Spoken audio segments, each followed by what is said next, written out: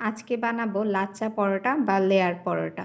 অনেক বেশি লেয়ার থাকার কারণে অন্য যে কোনো পরোটার চাইতে এই পরোটাটা খেতে আমার বাসার সবাই পছন্দ করে। সবজি, ডাল অথবা মাংস যে কোনো কিছুর সাথে একদমই জমে যাবে এই পরোটা। এই পরোটা খুব মচমচে এবং ঝরঝরে হয়ে থাকে। খুব সহজভাবে আমি আজকে আপনাদের বানিয়ে দেখাবো এই লাচ্চা পরোটা। আশা করি আজকের রেসিপিটি আপনাদের কাছে অনেক ভালো লাগবে ও সহজ লাগবে। আর রেসিপিটি ভালো লাগলে চ্যানেলটি লাইক, কমেন্ট এবং সাবস্ক্রাইব করে আমার পাশে থাকবেন। তো চলুন শুরু করা যাক আমাদের আজকের রেসিপি। আমি প্রথমে একটি বাটিতে নিয়ে নিচ্ছি 1.5 কাপ ময়দা। আপনারা চাইলে এখানে আটা নিতে পারেন। এরপর এর মধ্যে দিয়ে দিচ্ছি স্বাদমতো লবণ, 1 টেবিল চামচ চিনি। এবার শুকনো উপকরণগুলোকে একসাথে ভালোভাবে মিশিয়ে নিচ্ছি। এরপর এর মধ্যে দিয়ে দিচ্ছি 1 টেবিল চামচ সয়াবিন তেল। এখন তেল এগুলোর সাথে মিশিয়ে এর মধ্যে দিয়ে দিচ্ছি 1/2 কাপ দুধ। আমি এখানে সম্পূর্ণ দুধ একসাথে ব্যবহার করব না, অল্প অল্প দুধ দিয়ে একটা ডো তৈরি করে নিব। আপনারা চাইলে দুধের পরিবর্তে এখানে পানি ব্যবহার করতে পারেন, তবে দুধ দিয়ে এই ডোটা তৈরি করলে লাচ্চা পরোটাটা খেতে বেশ মজা লাগে। তো এভাবে আমি অল্প অল্প দুধ দিয়ে একটা ডো তৈরি করে নিচ্ছি। মোটামুটি সফট হবে, আমি এরকম একটা ডো তৈরি করে নিচ্ছি। আমার পরোটার ডো তৈরি করে নেওয়া হয়ে গেছে। এখন আমি এটিকে রেস্টে রেখে দিব আধ ঘন্টার জন্য। আর এই ডোটা যাতে ড্রাই না হয়ে যায় এর জন্য এর উপরে একটু তেল মাখিয়ে নিচ্ছি। তেল মাখানো হয়ে গেলে এর উপরে দিয়ে দিচ্ছি ভেজা সুতি কাপড়। এতে এই ডোটা অনেক বেশি সফট হবে। তো আমি এখন 30 মিনিটের জন্য ডোটাকে রেস্টে রেখে দিচ্ছি। ফিরে এলাম 30 মিনিট পর। আমি এবার ডোর উপর থেকে কাপড়টা সরিয়ে নিচ্ছি। দেখুন এটি দেখতে আগের চেয়ে অনেক বেশি সফট হয়ে এসেছে। এখন আমি ডোটাকে আরও একবার ময়াম দিয়ে নিচ্ছি।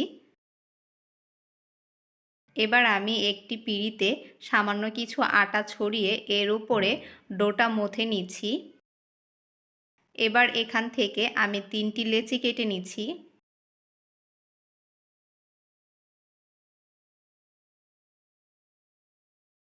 এবার আমি এই 3টি লেচিকে ভালোভাবে গোল করে বাটিতে রেখে দিচ্ছি। আর এখান থেকে একটি লেচি নিয়ে রুটি বেলে নিব। তো বাকি 2টি লেচির উপর আমি সামান্য তেল দিয়ে নিচ্ছি আর ভেজা কাপড়টা দিয়ে রাখছি, যাতে এই লেচিগুলো শক্ত হয়ে না যায়। আমি প্রথমে একটি রুটি বেলে নিব। রুটি বেলে নেওয়া হয়ে গেছে। এখন আমি রুটির উপরে তেল দিয়ে চারপাশে মাখিয়ে নিচ্ছি। এরপর এর উপরে আটা ছিটিয়ে দিচ্ছি। এবার আমি রুটিটিকে এক পাশ থেকে ভাঁজ করে অপর পাশটি আগের ভাঁজের চেয়ে একটু বড় করে এভাবে সম্পূর্ণ রুটিটা ভাঁজ করে নিচ্ছি। আপনারা দেখে নিশ্চয়ই বুঝতে পারছেন আমি কাজটি ঠিক কিভাবে করছি। সম্পূর্ণ রুটিটি ভাঁজ করে নেওয়ার পর এর উপরে আমি একটু তেল মাখিয়ে নিচ্ছি। তো এবার আমি রুটিটিকে এক পাশ থেকে রোল করে নিচ্ছি। এভাবে সম্পূর্ণ রুটিটি রোল করে নেবার পর আমি এখন এটিকে বেলে নিব।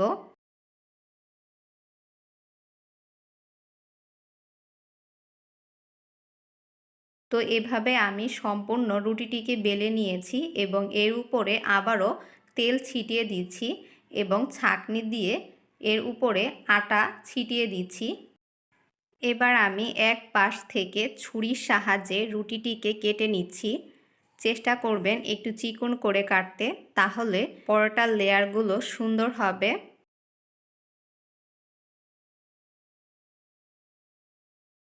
তো এভাবে আমি সম্পূর্ণ রুটিটি কেটে নিয়েছি। এবার এক পাশ থেকে আমি লেয়ারগুলোকে টেনে টেনে একসাথে করে নিচ্ছি।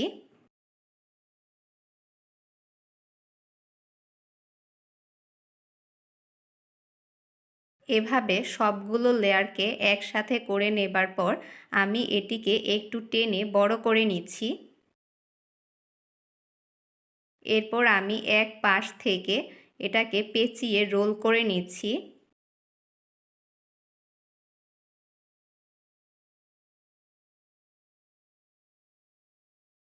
রোল করে নেবার পর এর শেষের যে অংশটি রয়েছে তা আমি নিচের দিকে মুড়িয়ে দিচ্ছি।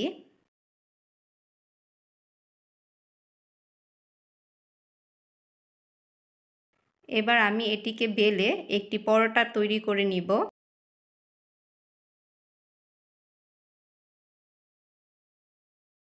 চেষ্টা করবেন পরোটাটি এক দিক থেকে বেলে নিতে, এতে পরোটার ভাঁজগুলো সুন্দর হবে। তো এভাবে আমি সবগুলো পরোটা বেলে নিয়েছি।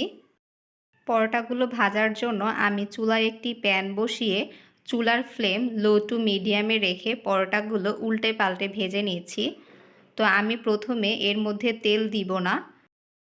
পরোটাগুলোকে একটু হালকা ভেজে নেবার পর আমি পরোটার চারপাশে তেল দিয়ে দিচ্ছি।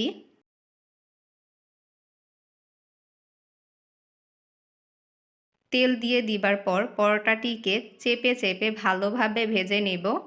পরোটার এক পাশ যখন ভাজা হয়ে যাবে এবং সুন্দর কালার চলে আসবে তখন আমি পরোটাটিকে উল্টিয়ে অপর পাশ ভেজে নিব।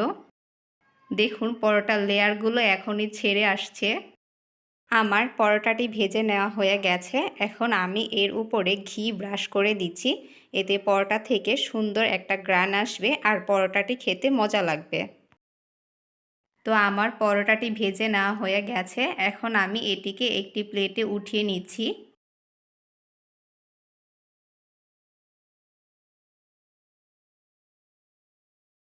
এভাবে আমি আরও একটি পরোটা আপনাদের ভেজে দেখাচ্ছি।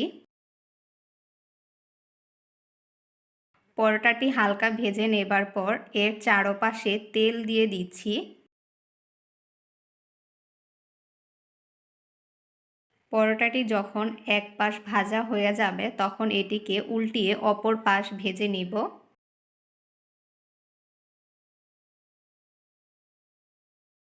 পরোটাটি ভেজে নেওয়া হয়ে গেছে। এখন আমি এর উপরে ঘি ব্রাশ করে নিচ্ছি।